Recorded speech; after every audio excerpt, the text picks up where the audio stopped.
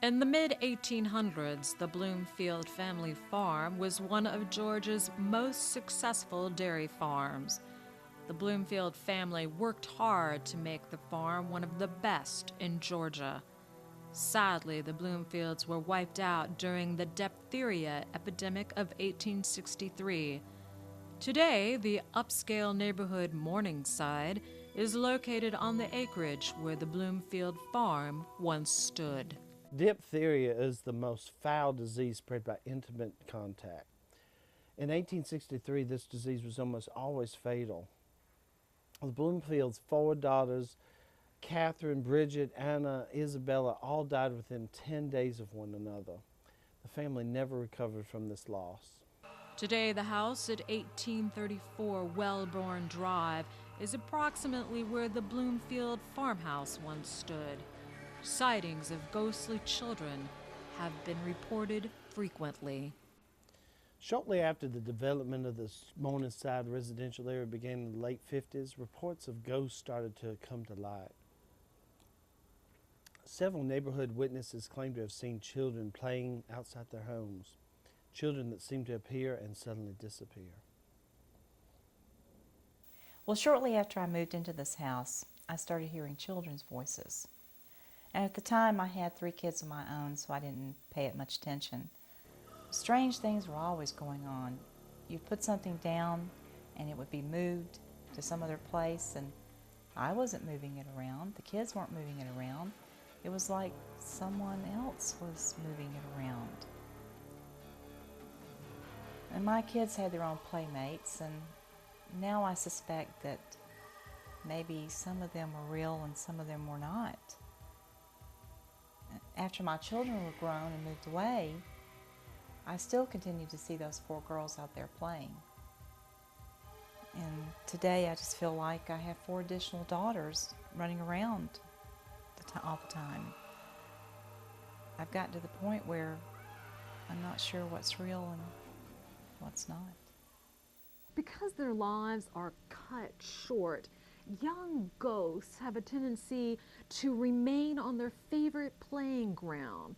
Children migrate to their favorite memories, and often, as I've mentioned in Ghouls Who Love Too Much, they haunt these locations. Often the living and dead are on similar planes, and eventually the veil that separates the two of them can be lifted. Coexistence is the norm.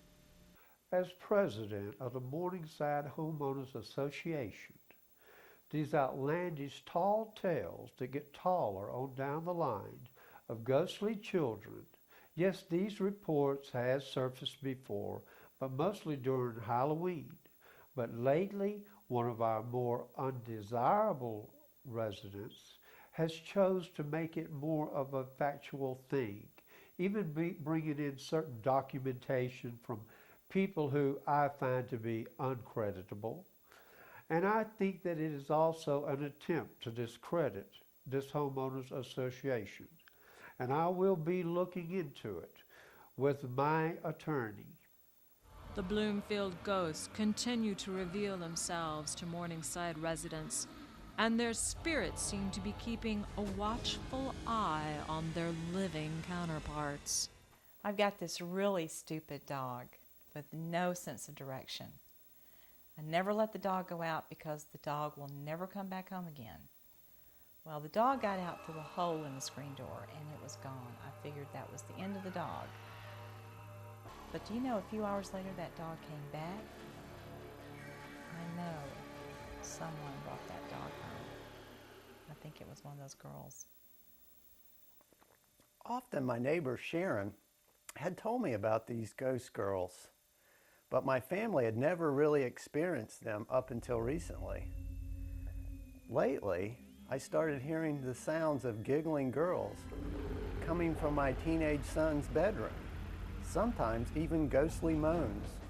In my book, Home Improvement for Hauntings, I discuss how an entity will adopt a person or even a family.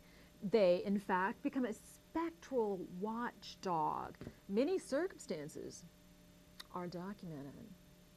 Some people ask me if I'm scared of those ghost girls. They don't really bother me. They don't give me any trouble or heartache like my real kids did. As president of the Morningside Homeowners Association, I believe that these silly ghost stories will compromise the tone and the future of our wonderful neighborhood. And I hope that the rundown houses will be bulldozered over and the vacant lots turned into a park to be used by our better citizens.